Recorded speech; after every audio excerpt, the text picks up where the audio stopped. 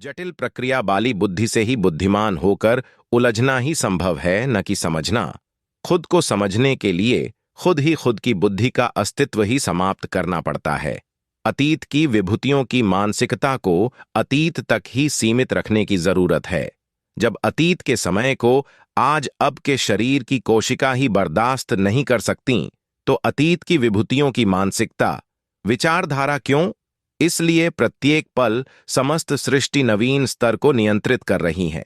आज पैदा होने वाला बच्चा न्यूटन वृत्ति का नहीं, डेविड हॉकिन की वृत्ति से भी ऊंच श्रेणी का होगा। विज्ञान युग में अंधविश्वास, कुप्रथा, कट्टरता को बढ़ावा देना मानवीय प्रकृति अपराध है और न्यायालय अपराध श्रेणी में रखा गया है। बच्चों को किसी वी ड्रीम मछैप संगठन के चयन के स्थान पर प्रकृति के आधार पर पोषण की जरूरत है, न कि कट्टर सोच, कुप्रथा, अंधविश्वासी बाली विचारधारा की जरूरत है। धर्म मजहब संगठन में इंसानियत भी नहीं होती, इसलिए धर्म मजहब संगठन का उल्लंघन कर इंसानियत को बढ़वा देता हूं। जाति, धर्म, मजहब, संगठन। दूसरी चीज है, प्रथम चरण में इंसान होना महत्व रखता है। मैं कुंठित विचारधारा मानसिकता का समर्थन नहीं करता हूं। तर्क तथ्यों सिद्धांतों से सिद्ध होने को विज्ञान कहते हैं, और जो तथ्य तर्कों सिद्धांतों से सिद्ध स्पष्ट ही न हो, उसे तो अंधविश्वास, कट्टरता, कुप्रथा ही तो कहिए। क्या दिखती हैं? सच बोलना तो गुरु ने सिखाया है, फिर झूठ, ढोंग और दुगला वहरूपिया चेहरा। क्यों? खुद से ही सच नहीं बोल सकते तो दूसरे से उम्मीद क्यों? गुरु ही अपनी बात पे कायम नहीं रहता।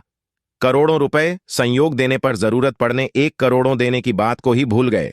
ऐसे तो अपनी 3 साल की उम्र की बातें भी प्रवचनों में करने के लिए याद रखते हैं, या प्रत्यक्ष लेने की वृत्ति के साथ हैं और देने के लिए मृत्यु के पश्चात।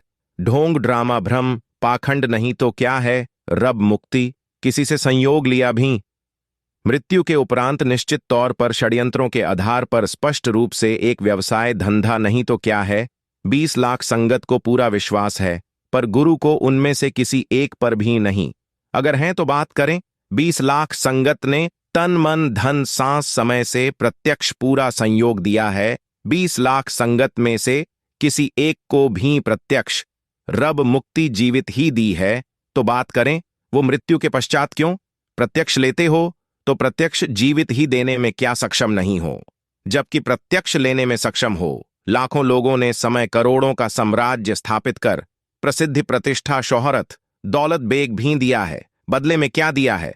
सिर्फ एक झूठा आश्वासन, वो भी मृत्यु के पश्चात का। जीवित क्यों नहीं? जब खुद से निष्पक्ष होने की जरूरत तो जीवित ही है, खुद को समझने की जरूरत तो जीवित ही है, खुद के स्थायी परिचय की जरूरत तो जीवित ही है। मृत्यु के उपरांत तो स्पष्ट करने के लिए दोबारा आ ही नहीं सकता। जटिल प्रक्रिया बाली बुद्धि से ही बुद्धिमान होकर उलझना ही संभव है, न कि समझना। खुद को समझने के लिए खुद ही खुद की बुद्धि का अस्तित्व ही समाप्त करना पड़ता है। अतीत की विभूतियों की मानसिकता को अतीत तक ही सीमित रखने की जरूरत है।